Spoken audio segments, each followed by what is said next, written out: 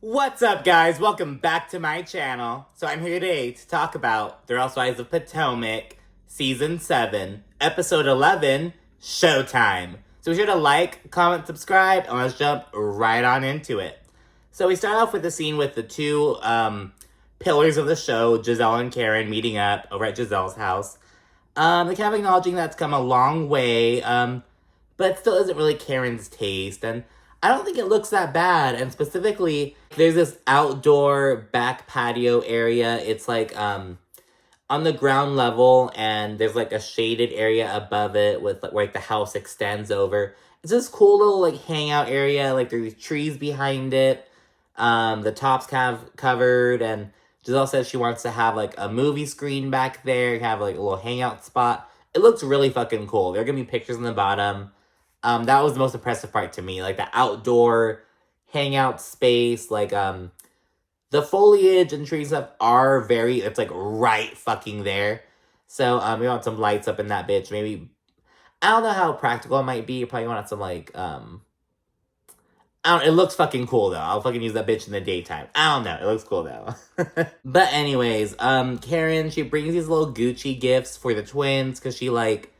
I don't know if she wasn't able to make their Sweet 16 or if she showed up late, but she brought like a necklace and a bracelet for them, and it's just really cute. And Gizelle, she's reflecting on their relationship, like how like they've had these ups and downs, but the foundation of their like friendship started as like moms in the Jack and Jill organization. So it's like it comes down to being mothers and like loving each other's families and stuff like that. So yeah, and Gizelle, she brings up that her live show is going down later that week.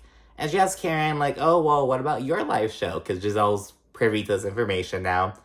Karen says it's going to be like a dinner, cocktails, entertainment thing. She says it's going to be a sizzle topic. It's like obviously taking on like hot topics from Wendy Williams.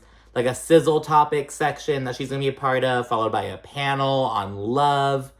And it's just really fucking confusing, to be honest. Okay. So, you getting it? I'm getting it. I don't get it. But anyways, Karen says she wants to invite everyone to it. She's on good terms with them all. And in turn, Gizelle asks, okay, well, how are things with you and Mia? You know, I know Miami, you guys kind of had a little hiccup. But Karen says, I like Mia. And I like that when she's wrong, she owns it. And it's like, girl, what? Like, it was just like, oh my god, like, okay, Karen, like, whatever. Karen also says she likes Jacqueline, but she dislikes how she stays finishing Mia's sentences. It's like, ooh, that's how she's fucking, Mia's representative, as Candiace pointed out. Gizelle then takes the opportunity to bring up what Mia said about how, like, when they're in Miami, Mia said something along the lines of, like, if I'm winning, she has to be winning, about Jacqueline. Oh, I have to have my friend roll up in her Porsche, like, basically saying all these comments, we're drinking on the beach, and Gizelle's like, well, did Mia buy the Porsche for Jacqueline? Did Gordon buy the Porsche for Jacqueline? So these are questions that Gizelle's bringing up, kind of being a little messy. On Watch Upman's Live, Gizelle said that she was just being so shady this whole fucking episode, even by her own standards. But yeah, so she brings that up, and Gizelle also mentions what Mia said about how, like, she let Jacqueline, have sex with her man, that, like, not Gordon, but her, like, ex-boyfriend now, and she watched. And she's like, well, is this happening currently? And Karen makes all these fucking faces. It's like, oh my god, it's just really fucking funny. And Karen's like, Mia didn't open her mouth one too many damn times, because Gizelle's gonna run with this shit, and she is. And finally, Gizelle brings up how Mia and Jacqueline were showering together in Miami. She was like, I saw them, like, up in their room showering, and Karen points out, like, oh, like, they wanted to be seen, like, and Gizelle even says, she's like, it's fine if you're gonna do this shit, but we are gonna have questions, like, and so, like, I feel like I'm inclined to say, like, oh, it's like, kind of slut-shamey, but it's not really giving that vibe to me personally. It's kind of more giving, like, well, girl, like, what's happening here? Like, there's some confusion about what's going on. Can you just tell us, like, are you guys fucking? Are you guys a couple? Like, what are you? But we know that Mia is always really hesitant to tell the truth with certain scenarios. But yeah, anyways, that's kind of the main thing. So we'll see what this evolves into. Now the next scene is a totally different vibe. We see Wendy in the emergency room. She evidently like woke up in a lot of pain, so they rushed her over. We know it. She's had issues with kidney stones, and she finds out that one of them is like 9 centimeters, and it can't pass naturally, so she has to go into surgery. And it like she's like basically rushed into surgery. Eddie's right by her side. She's being rolled in. He says, you just gotta slow down. Like, he's there by her side. Then we see Ashley at home with her nanny and the kids. And Ashley's discussing how she and Michael, they, like, came across this really nice house. It was like a 5-bedroom home, just got put in the market. And she's like, oh, it'd be perfect. And she says that she's leaving all the financial negotiation shit to Michael. And it's like, okay. And she even asked, like, oh, I don't know what the etiquette is. Like, would it be weird if he, like, stayed over at the house? Like, I don't even know. I don't even know what I'm doing. And it's like, girl, you are so, like, balls deep in this shit. Like, and, like, no, like, it's not conventional. It's not proper divorce bullshit. But you know what, Ashley? Like, you're already fucking balls deep in this shit. Like, why you care now? You know what I mean? Like, nothing about the situation with Michael and this separation, divorce, whatever the fuck it is normal. So it's like, girl, why are you worried all of a sudden about that? It's like, shut up. But anyways, in the next scene, we see Gizelle and Robyn. They're leaking up to kind of check out the venue for their live show. It's 2 days away. It's a really big place. They have 400 seats in the like little auditorium area. They're not gonna fill them all, and the person like showing them the space is like, oh, we can like try to keep like close off some of the back sections, kind of make it seem like it's not as big. But we see that they don't really do any of that. We also learned that Juan has agreed to speak in the show. And I'm kind of like, all right, well, what's, like, why? But like, he's going to do it, I guess. Gizelle proceeds to bring up Robyn's wedding, which still doesn't have a fucking date. And she's like, girl, I don't know what the fuck is going on. It's the same old shit. Robyn says, like, she has other stuff to iron out first. Though this time she has a bit, like, a solid thing to talk about. She's like, I have to work out the prenup stuff with Juan. Although it's all basically coming down to, like, the infidelity clause, it seems. I don't even know. She's just dragging her fucking feet. It's like, girl, your kids are so fucking old now. It's like, what's the point of even getting married? What's it, like, it's... Like, why? Like, honestly, it's like, at this point, like, why even, like, get married? Like, unless if she, like, wants to, but it, like, doesn't seem like she wants to. You get me? Now we have a quick scene with Candiace, and it's a really big one, because she's, doing the video shoot for Insecure. She's doing crutches in the back right now, though, with her mom, Dorothy. She's just watching and counting. Candiace says that she invited Dorothy, despite what happened at the last video shoot last season, where Dorothy was spreading all kinds of gossip and stuff like that. Basically gossiping about Candiace to the other girls. Answering their questions, however you want to put it. But she's like, I still want all the major events. But she's been instructed to sit down, shut up, and mind her business. She says the shoot is a big step up from the last one, which Mia called low budget, as you remember. Drive back was $10,000. That was the budget, and it was paid for by Candiace.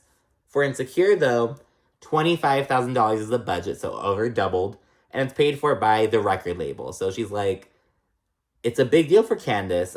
She's chatting with Trina on set. They're getting ready to, like, they're posing in the car and shit. And she's just super grateful. And Trina is, like, being really sweet and, giving her kind words. And in the confessional, Candiace says that, like, one of the biggest challenges she has, though, is, like, solidifying herself as, like, a legitimate artist, a legitimate R&B artist, and not just, like, another housewife who released a song. Because, like, I'm not gonna lie, there's some fucking bops. Like, Gone with the Wind, Fabulous, Chic, C'est La Vie. I'll even throw Tardy for the Party in there. Those are some, like, poppy, dance, frankly, kind of bad, except Gone with the Wind, Fabulous. Well, they're like, not, the most lyrically fucking, like, but Candiace is a legitimate artist. She's, like, trying to get in the R&B door. She went to the Soul Awards, the BET Soul Awards, Soul Train Awards, one of those awards for soul music. And yeah, so she's doing the damn thing, and she records the video, so it's a big thing for Candiace. And we go back to Robyn and Juan. They're at home now. Juan's super busy with recruiting right now, and he's like, he says that the wedding, setting the date and just planning the wedding is up to Robyn. Juan, without saying it, Juan's basically saying that he doesn't really give a fuck about the wedding. He only wants the boys to be involved. He wants the sons to be involved in some way. But he doesn't really care about it. He said, lets Robyn just do the damn thing. Robyn then proceeds to bring up the prenuptial agreement, and she asks how Juan feels about an infidelity clause. And Juan says, I don't think it's going to be an issue. And it's like, shut the fuck up, Juan. It's like, it's an issue now because you were such a fucking cheater back in the day. People change and everything, and I don't really give a fuck about the relationship, to be honest. But it's like, I don't think it's going to be an issue. Well, we can't really be sure now, can we? Because it's been an issue in the past. I'm sure you would have said it wasn't an issue back when you got married the first time. Like, shut up. It was like, your words don't hold water on the subject. Like, I'm sorry, they don't. Juan's like, oh, you've been with me since we were 16. We're not those kind of people. I'm not like that. And I was really confused. I was like, are they still talking about, like, cheating? But it seems like they're talking about, basically, like, I'm not gonna, like, fuck you over. I'm not gonna, like, leave you with nothing. Like, we're not gonna do that shit. Like, I'm not gonna go for your money. Well, because it's not even about Juan leaving her with nothing. It's about, like, them protecting their assets. Because Robyn has her own shit now. So basically, I'm not gonna come after your own shit. We have our own stuff. Like, we're not those kind of people. I'm never gonna fight you about your money. So, I don't know, but it's like, okay, but what does it have to do with the infidelity clause? You know what I mean? It sounds like Juan's trying to almost, like, shut the whole prenup down. And it's like, no, you need to get the fucking prenup and you need to have the infidelity clause. Like, stop playing games. We then check it with Wendy. She's at home recovering. She had 2 surgeries in 1 week. Her mom, Susan, is with her helping her out. And side note, I don't know why, but I love Wendy's mom. Like, I don't even know when it happened. I don't know what she did to make me like her. But, like, I've been warming. Like, I just love any scene with Wendy's mom for some fucking reason. I don't know how to explain it. She says that, Wendy says that the kidney stones, they were, like, as bad as pregnancy. And I've heard that before. But just hearing it, like, on the show, I was like, oh my goodness, like, I instantly grabbed my fucking water, started drinking it, girl. But yeah, so crazy. Have you ever had kidney stones? I've never, oh my goodness, it's so scary. Wendy then asked about her mother's health, because her mom was hospitalized, earlier this season, but for, like, just because she was, like, overdoing it, and, the mom says, I'm good, but I was told to chill out, slow down, and Wendy says, I have the same problem. And Wendy says that she works so damn hard because she saw her mom working so damn hard. And it was because I just, like, took notes, like, before doing this. And earlier today, I was with my mom, and I was talking about, like, work ethic and stuff like that. And, like, just, it was interesting. It kind of had a similar conversation with my mom. Wendy then says that she kept putting the surgery off, like, because a month ago, she was talking about, like, oh, I have these kidney stones, I have to take care of them. But she kept putting them off. Like, oh, I have this speaking engagement. I have this obligation. I have that obligation. And it got to the point where she woke up at fucking 4 a.m. in pain. So it's like, she realized that she can't do that with her health. Like, look, at the end of the day, my health needs to be prioritized. Like, I can't leave my young children without a mother. So, yeah, so some real shit. And then, Susan, she brings up how she wants a boob job and she wants for her kids to pay for it. She brought up last season as well. And I get her point. She's like, look, I breastfed all you guys. I'm older now. As she says, you dragged my boobs into the mud. I think all 3 of you guys should pitch in and pay for my boob job. Hey, I don't think that's a bad, like, she made her case. I don't know if they're gonna fucking do it, but I think she made her case. She made a point. And then Wendy responds on the fucking couch. She's like, there's a lot of things going on in the world. Your breasts are at the bottom of my list. And her mom's like, I love Wendy and her mom. Like, I just love their scenes, to be honest. I have a similar fondness for Dr. Nicole. I like the doctors and their mom. Like Dr. Wendy and her mom and Dr. Nicole and her mom. But yeah, it was really cool. And then we see Karen. She goes to Mia's house where she's baking cookies with the kids and shit. And Karen walks in. She's like, oh my goodness, I'm making my rounds with all the babies of the group, and I love it. It's really cute. And then they both step aside and kind of chat, and Karen shares what Gizelle told her about Mia. It's basically kind of like, oh, well, Giselle's bring up the speculation about you and Jacqueline, like. And at that moment, Mia kind of like tries to get ahead of the conversation almost. And she admits that she and Jacqueline, they have done promiscuous things in the past. And Mia, Karen's like, well, what do you mean by that? And Mia clarifies that she examined Jacqueline's vagina back when she was like 19 or 20. Was she like playing doctor? Like, the way Mia described it was like, oh, I want to be a gynecologist. So like, I had a flashlight and examined her cervix and everything. Like, really, like literally playing doctor. Like, not even the fact, you know what I mean?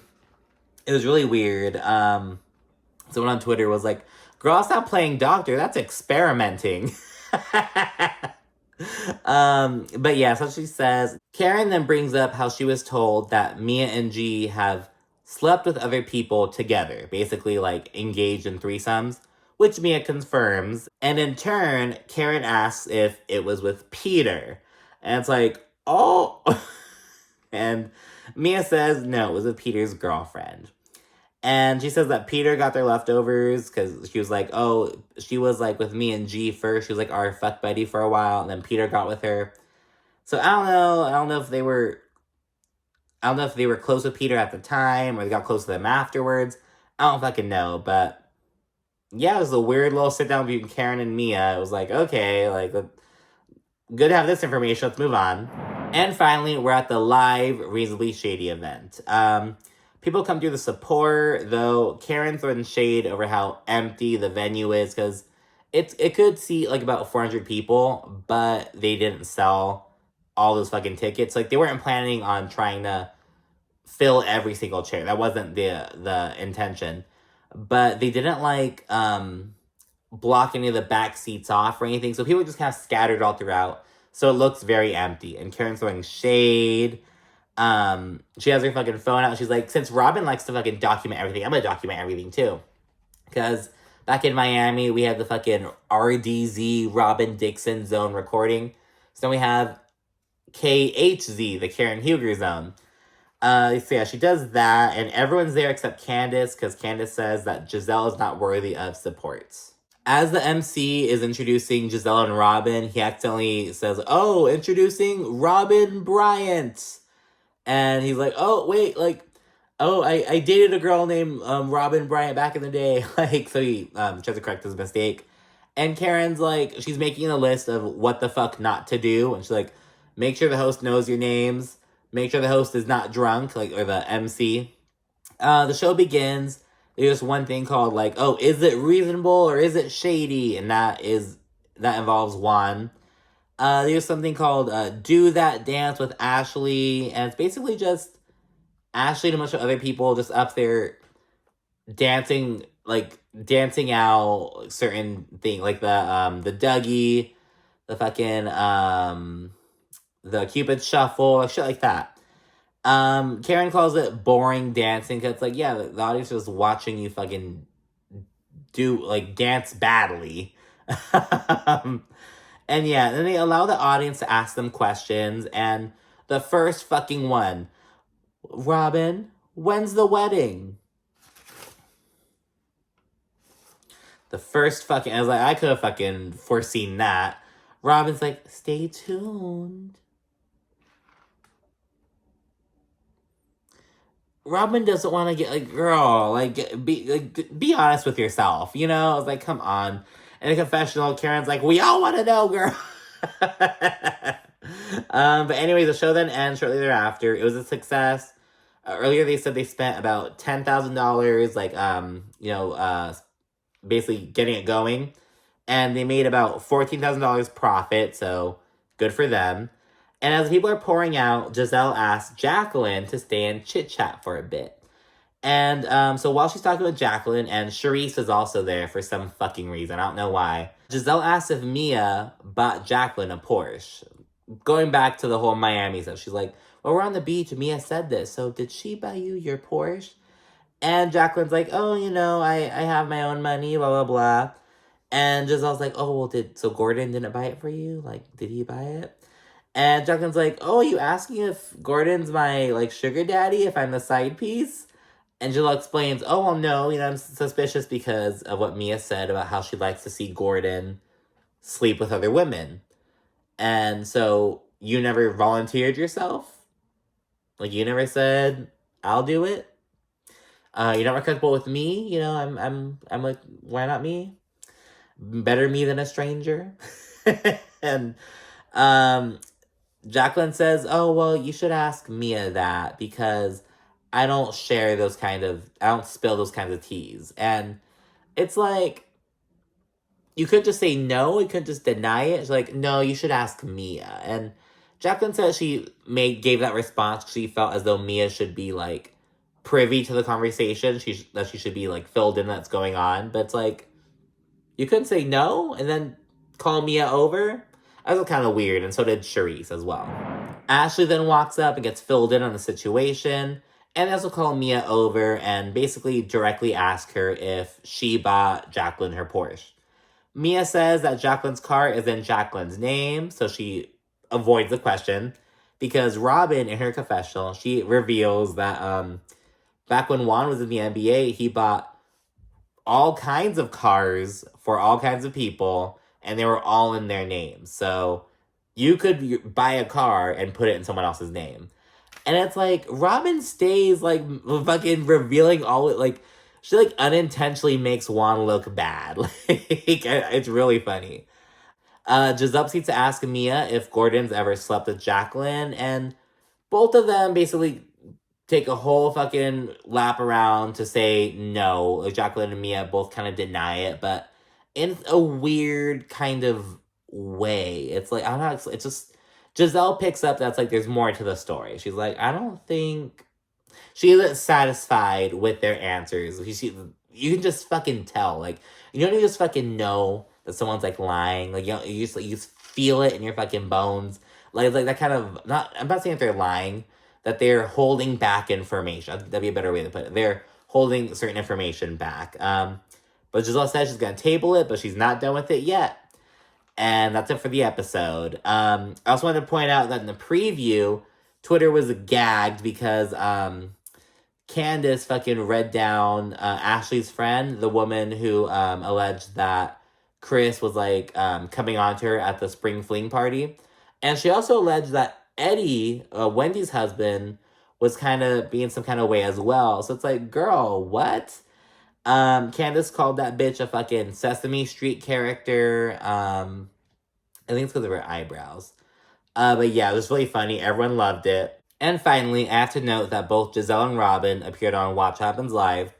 And they caused a bit of a stir because they acknowledged, like, how people are calling them out, calling them hypocrites, because, like, they interpreted Monique. They were so against Monique going in on Candiace back in season 5. But they're seemingly okay with Mia going in on Wendy in season 7. But Gizelle, they're just like, oh, like, I don't know, people are talking about social media. It's apples to oranges. She also said something about how Chris Bassett has since apologized to Gizelle for what went down. And she's like, he apologized to me because he was wrong. Just really, I don't know, viewers weren't happy with Gizelle and Robyn. They're kind of like, they accused, especially Gizelle, they accused her of not being kind to the fans and the platform that elevated her, because she was just like, oh yeah, people are talking crap, but it's on social media, I don't care. Like, it's social media stuff. I don't get paid about that. Who cares? But, so yeah, people weren't really happy about that. But, yeah, that was the episode. So, thank you so much for watching. Be sure to like, comment, subscribe, and stay tuned for more. Thank you again so much. I appreciate your presence. Bye.